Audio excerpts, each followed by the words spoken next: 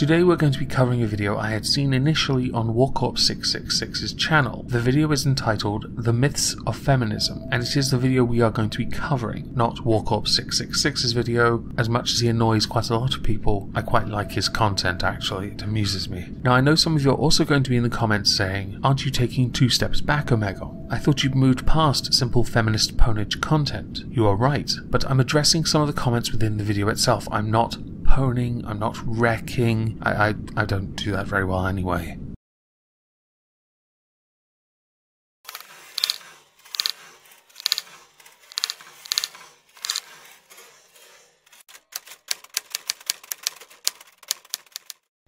Since the beginning of time, people have been creating myths to explain the unexplainable. Very true, but thankfully with science we are able to definitively prove whether a theory or someone's idea is true or not. Join us as we decipher some myths of feminism. Okay.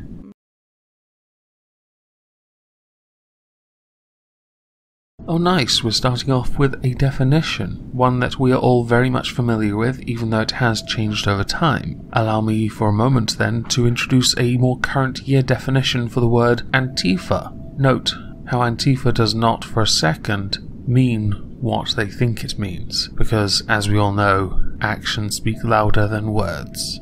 I think feminism is important because it touches every single part of my life. It touches my relationships, it touches my politics, it touches my job, my friendships. So it just is really important to me because it's just made my life better in so many ways. No offense intended, but what you're describing sounds a lot like a religion. Now by chance, do you happen to pay into this one? Like Scientology, perhaps? It's given me the courage to stand up for myself, and it's given me the courage to go after my dreams. I am not going to spend my time in this video insulting those that have been affected positively or feel that it has benefited their life to be a feminist. I don't care enough. The title of the video is Myths of Feminism, so let's move on and see if anyone brings one up. I think a common misconception of feminism is that a lot of times people think it only benefits women when really it benefits everyone. It is rather unfortunate and an unsurprising consequence of having such a short video that there will be parts where there are no explanations offered to statements made. This is one of them. Kaylin does not embellish upon what Kaylin said, so all I can offer is the assumption that this is a reference to intersectional feminism, where the attentions of that feminism will be shifted to groups that are more marginalized, and they'll keep doing it and doing it. It's a circle of life, it doesn't stop. Whether this benefits anyone or not is a different debate entirely.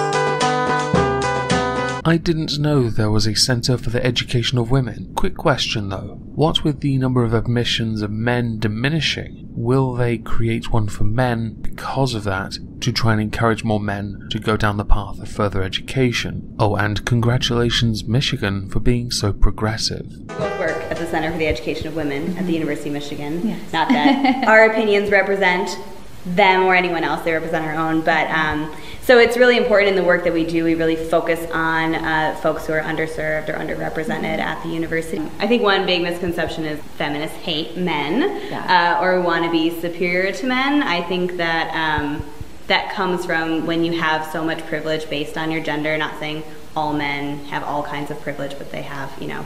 Okay, so these two ladies represent the underrepresented, and the myth they're going to debunk, or have partially tried to debunk and failed, is that feminists hate men. We already know that there are some feminists that do hate men. They make it quite clear they do not like them, whether it be they say it, or because they act in a way that is hateful towards men. Physical violence is included, of course. Now, the argument you are going to make, and partially already have done so, is that men have more privilege than women, so we must look to ways to elevate women so that they are on par with men. as that has already been done and achieved through things like affirmative action, which if anything devalues the woman to begin with, or person of colour of course, because racial quotas really matter, more representation after all, it's safe to say that that is no longer required, especially when we now know more women attend university than men. It is no longer needed. Now in society, the argument still stands because affirmative action exists in employment, and in working fields where men dominate that women are less interested in going for, they have to create gender quotas so that women are taken instead. This is as stupid as the Australian military thing.